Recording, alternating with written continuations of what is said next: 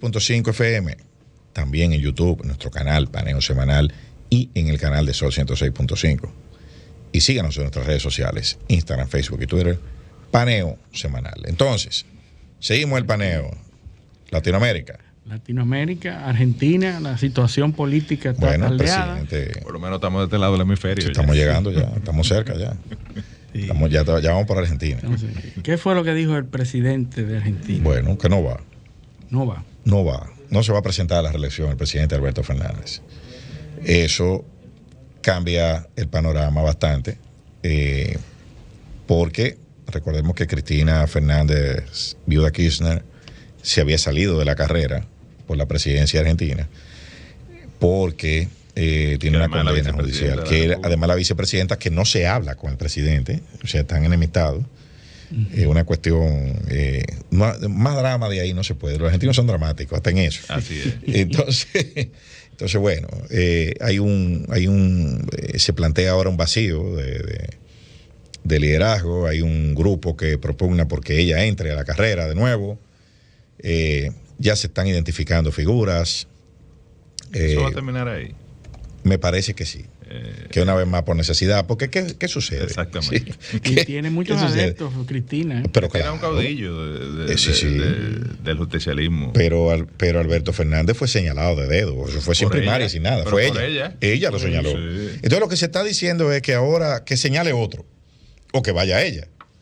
Entonces hay un grupo de politólogos argentinos que dice, bueno, pero es que ya, para decirlo en buen dominicano, la pava no pone donde ponía. O sea, ya los votos de Cristina no se transfieren automáticamente al señalado. O sea, que la única forma de garantizar eso es que sea ella. Ella es la que garantiza su propio voto. A pesar de las acusaciones que tienen. Y un atentado. Un atentado. Sí. Y el menú que hay en Argentina, candidatos, por ejemplo, antisistema, como este señor de la peluca, ¿no? Milei. Tiene un peinado bastante, que es un candidato que se vende como antisistema. Hay de todo. Hay de todo en Argentina. Hay de todo. Por ahí anda Macri de nuevo. Macri estuvo por aquí. Que está pero él dijo que tampoco iba a aspirar a la presidencia. Bueno, pero lo miden en las encuestas. Está Scioli. Pero hasta ahora lo que él ha dicho es eso. Exacto. Que él no aspira a regresar. Sí, no, igual Cristina ha dicho que no. Y también la miden. Sí, también. Pero en ella yo creo menos. Sí, bueno. Porque es más populista. También está Daniel Scioli, que fue a quien le ganó Macri en el proceso. Anda por ahí como opción. Axel Kicillof, que es me parece que es alcalde de Buenos Aires ahora mismo. Y que son los nombres que han ido surgiendo. Y el ministro Massa, que es ministro de Economía, me parece, pero que no tiene buenos números porque la situación económica en Argentina, la verdad es que las reservas internacionales llegaron a cero esta semana. Sí. La inflación de marzo fue 7.7% mensual. O sea, que estamos hablando de un momento para visitar Argentina. Sí, lo que tienen dólares. Sí, el problema es que es un camión de pesos que te van a dar. Sí. O sea que hay un tema. Cristina parece ser la elegida de la providencia divina, porque imagínate, le iban a matar y se trabó. Sí, eso es. La pistola, ¿verdad? Eso lo hace, la hace a ella. De Eva Perón. La hace a ella. Esa es la Virgen de la Altagracia, el helicóptero del presidente Balaguer.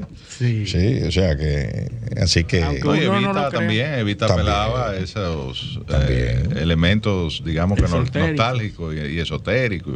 Sí, esa es la percepción rosa. Pero eso funciona, eso funciona en nuestros países.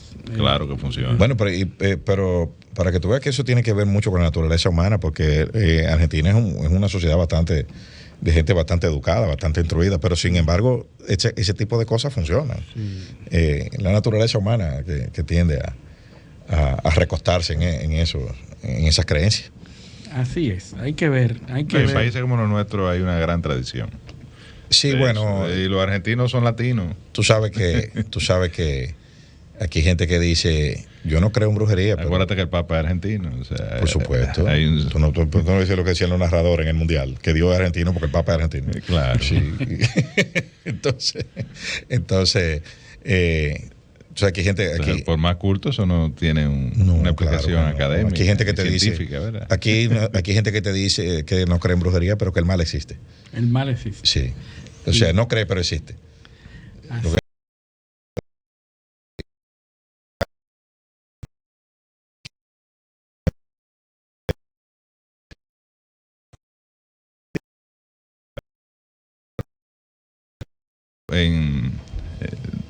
Que tiene que ver con el tema local, pero parte de una noticia internacional, y es la situación interna, que no sé si ustedes lo comentaron al inicio del programa, que tiene Macron en Francia con la reforma de la seguridad social. Sí. Fue objeto de un huevazo que se le pegó en la cabeza y fue captado en video. O sea. Sí. Pero finalmente logró pasar la reforma que lo que hacía, o la propuesta, era elevar la edad de retiro de 62 años, que está prevista en el sistema de seguridad social francés, a 64. Entonces se produjeron una serie de movimientos sociales, de protestas en todo el territorio francés, impulsadas por las centrales sindicales, por los movimientos de izquierda, por los partidos de izquierda, sobre todo, y los sectores, ¿verdad?, sindicales organizados, ¿no?, que veían en esta disposición, o ven un retroceso en los derechos adquiridos de los trabajadores franceses a una pensión a la edad de 62 años. Fue objeto de una sentencia, esta ley fue,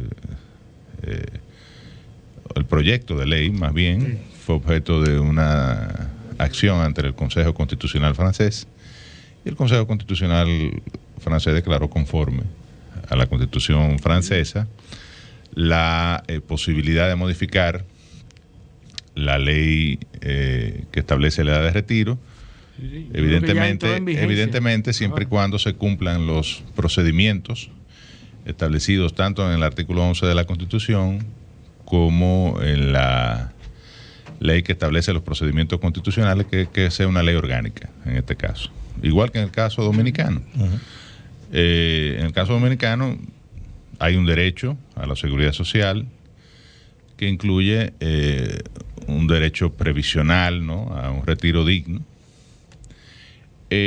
Pero en el caso europeo, no solo francés, estos sistemas están prácticamente en quiebra, representan para el Estado un alto costo, son responsables en muchos casos de parte del déficit de la deuda fiscal, bueno, y evidentemente los déficits hay que financiarlo con deuda, porque si tú tienes déficit, que te falta dinero, por supuesto, que tú no produces en tu recaudación, y tienes que entonces apelar a endeudamiento.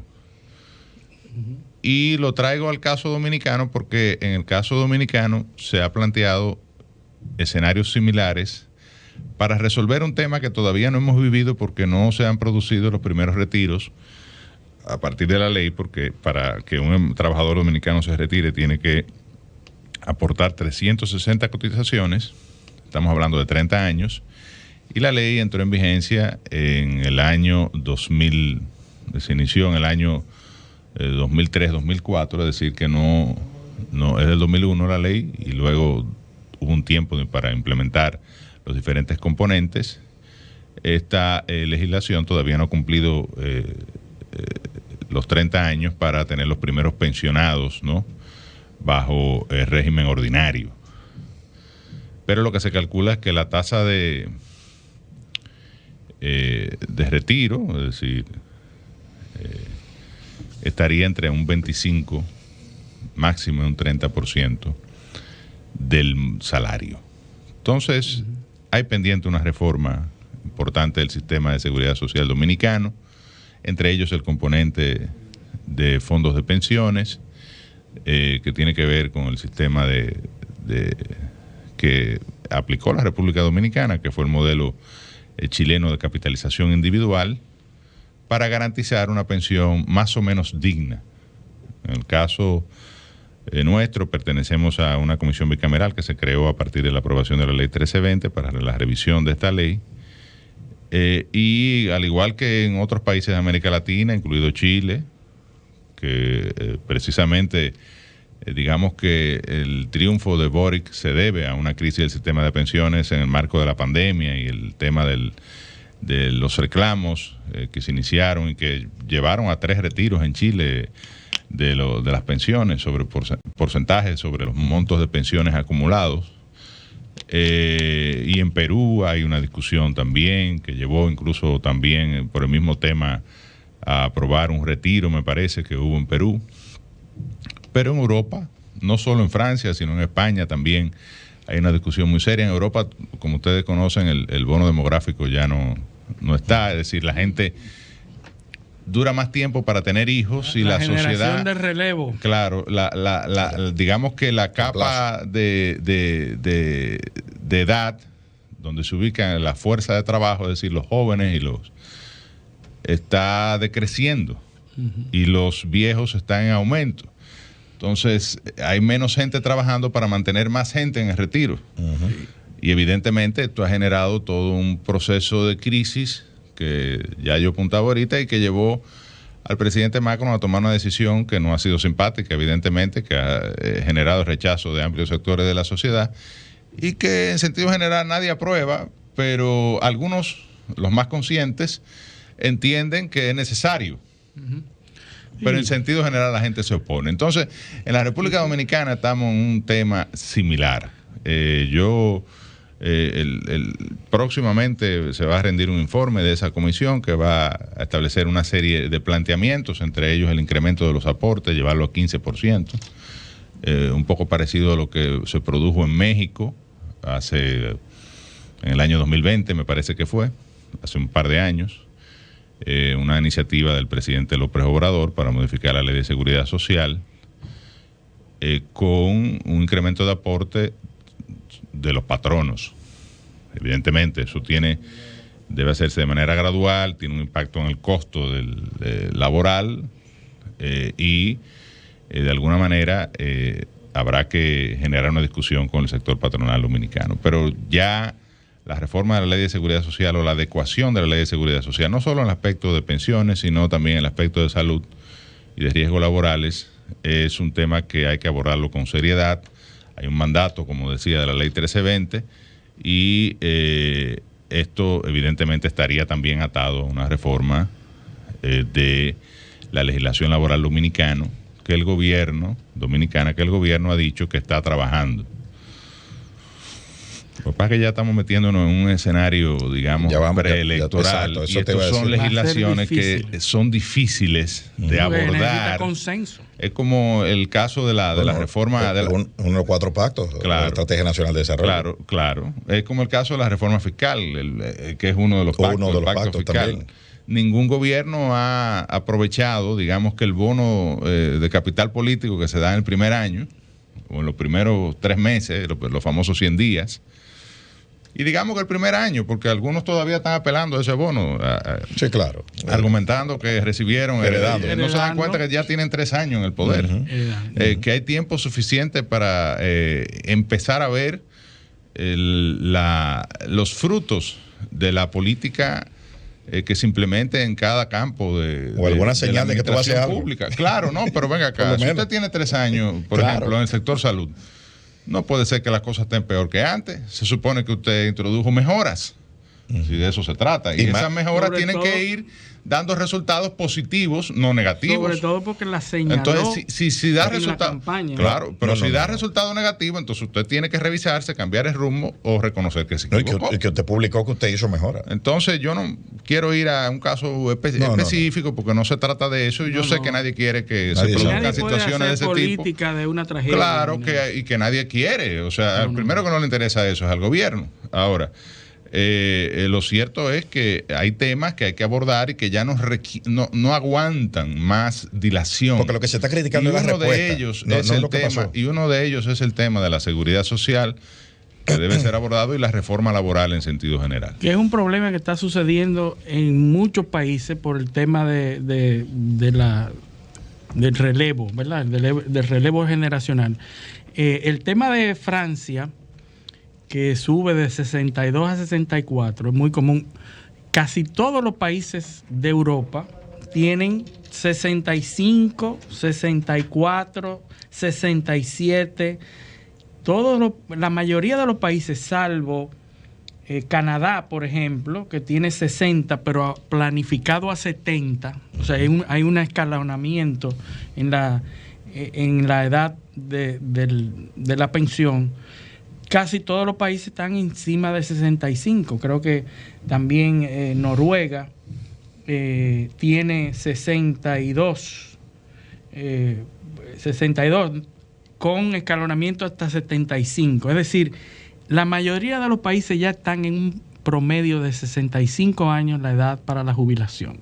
Es decir, que el tema de Francia, de haberlo subido de 62 a 64, pues no creo que vaya a ser más grave de ahí. Es un derecho que pierden 2 años y eso se siente, pero lamentablemente esa es la situación. Sobre todo en países donde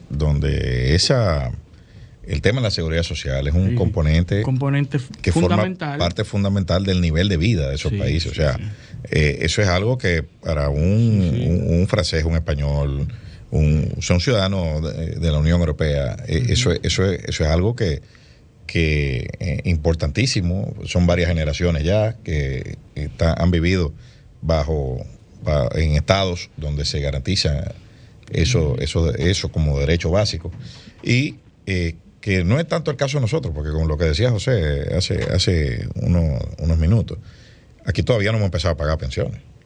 O sea, la gente no ha empezado a recibir los beneficios del sistema.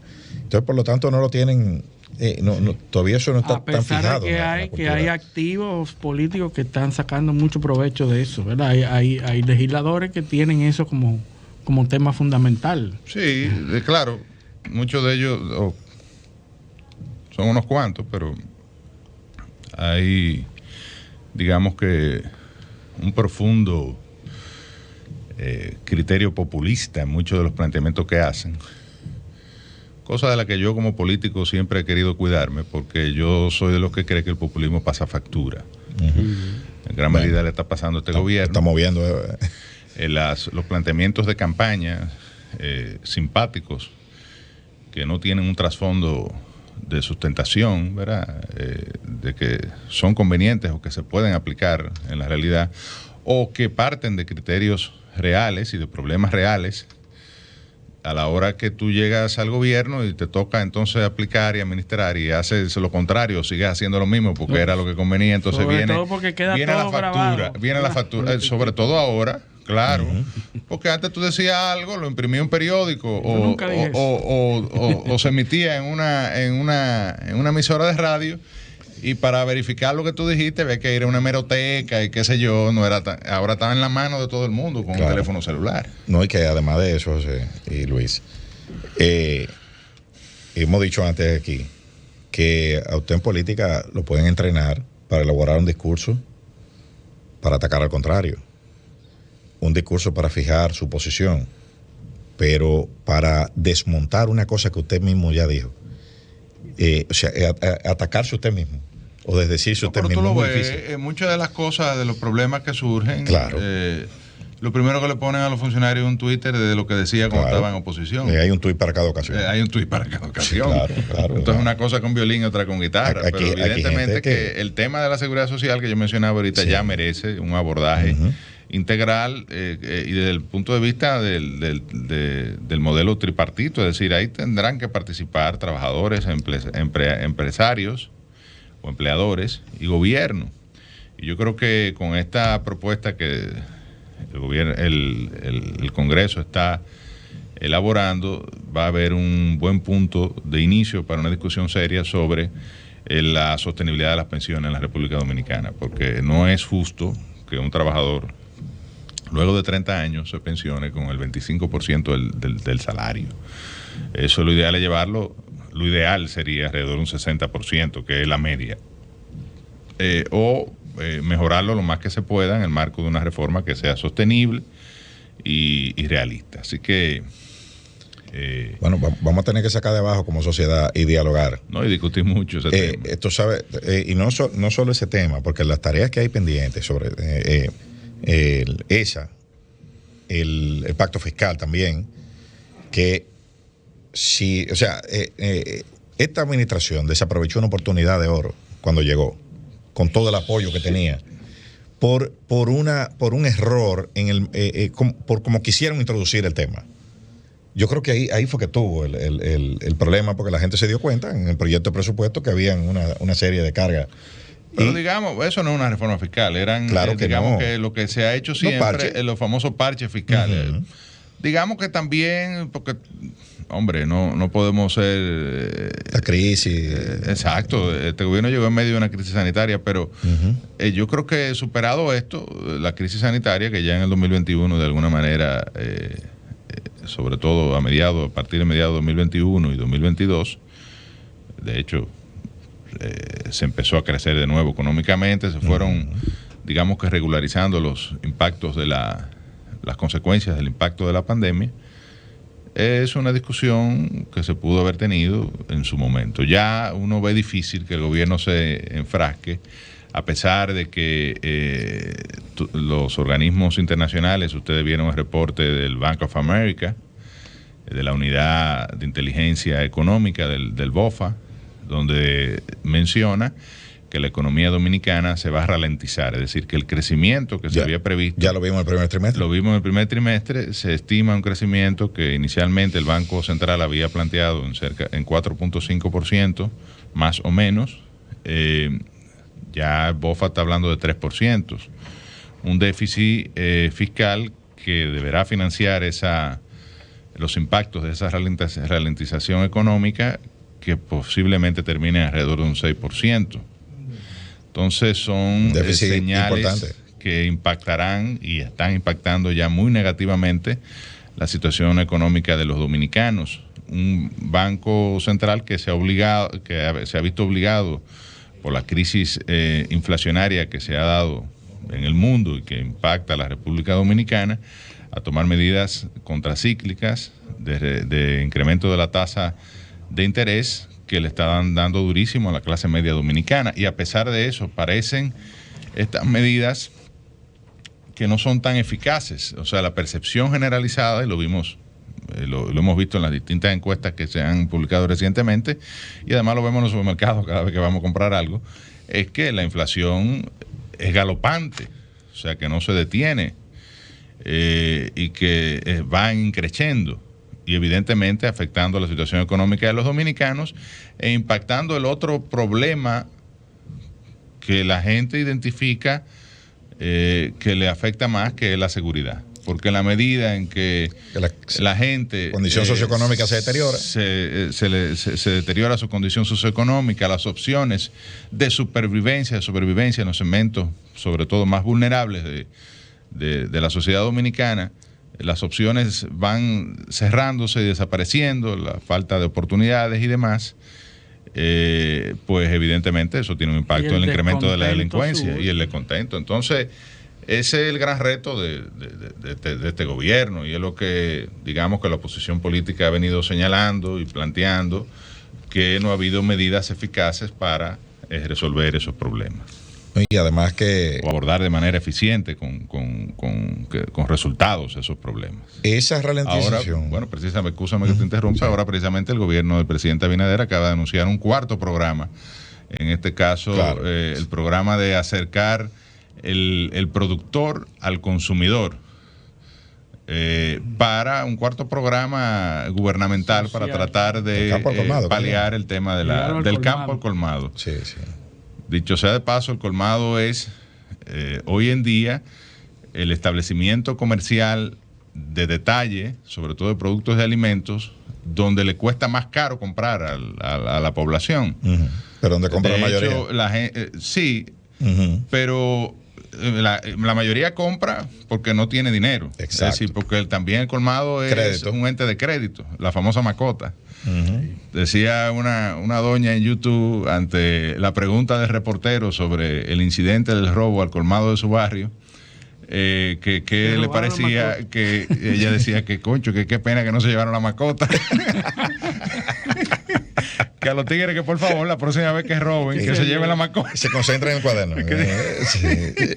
Entonces, Entonces, realmente es una fuente de crédito, de microcrédito, digamos, de financiamiento de la gente, pero cuesta un 30% más caro comprar en un colmado que en un supermercado. Entonces, Pero el que haya que hacer un cuarto programa significa que los otros 3 no funcionaron. No se habla de eso. Exacto. No sabemos. Pero tampoco se sabe. Claro, evidentemente que Claro, no funcionaron. Entonces, lo otro es. Y que se está improvisando. No, exacto. ¿Y dónde está? ¿Cuánto es el presupuesto para ese programa? O sea, ¿cómo es? ¿Es en efectivo? ¿Quién va a manejar eso? O sea, anunciamos un programa del campo al colmado, pero nadie sabe quién es responsable. ¿A través de qué ente gubernamental se va a hacer eso? ¿Cuál fue el impacto? ¿Qué ministerio? ¿Cuánto hay? ¿Cómo? ¿Cuál fue el ¿En qué impacto consiste? de las medidas que se tomaron con los La única manera que yo lo veo es que el INEPRE, por ejemplo, vaya y compre a los productores y sea el intermediario entre... Pero eso existe ya, el camioncito. La última vez que yo miré esos datos, había más de 60,000 colmados en el país. No, y el otro debe haber ahora, eso fue hace unos años, debe haber como 100,000 puntos de venta de colmados. Entonces, ¿cuáles son los colmados? ¿Cuál es el criterio para seleccionar un colmado? O sea, es que aquí anunciamos cosas como... Es que eso es manejable en términos de logística. Exacto, la logística. La logística de distribución, cómo es, los centros de distribución, dónde van a estar. Pero mientras tanto, las medidas que se tomaron con los arroceros, con el arroz, es contraria a eso. ¿Cuál es la medida? La medida de bajar los aranceles para favorecer la importación pero que eso de es arroz. Bueno, no, tú dices la ley de tasa cero. Tasa cero. Eso es un golpe a los arroceros. Los arroceros es parte del acuerdo de libre comercio. Del acuerdo de libre comercio. Hay un programa de desmonte que inició en el año 2004. O sea, 20 años se le dio de protección al sector arrocero. Sí. Que dicho sea de paso, el sector arrocero ha tenido un desempeño, digamos, en el marco de esa protección, ha tenido un desempeño, ha crecido de manera importante y hasta cierto punto ha garantizado la seguridad alimentaria dominicana en un producto tan importante y sensible como es el arroz. Hay gente que si no come arroz entiende que no ha comido. Sí, tú no recuerdas el letrero que había frente al estadio Tetelo Vargas, decía, se vende comida y pica pollo. Exacto. Sí, porque comida tiene arroz. En la comida tiene arroz. El picapollo no es comida. No tiene comida. ¿Tú comiste? No, un picapollito. ¿Tú comiste? No, una pizza. O un picapollo. No, un sándwich. Yo no comí, me comí un sanduchito. Sí, pero comiste. Comiste, no, un hamburger. Dice no primero. Entonces, ese es otro tema que tiene otras implicaciones de carácter comercial con el socio más importante que tiene la República Dominicana, que son los Estados Unidos, y que es uno de los grandes productores de arroz. Así yo es. le decía a un amigo en estos días, caramba, pero yo veo que la ventaja de precio, si tú lo comparas con una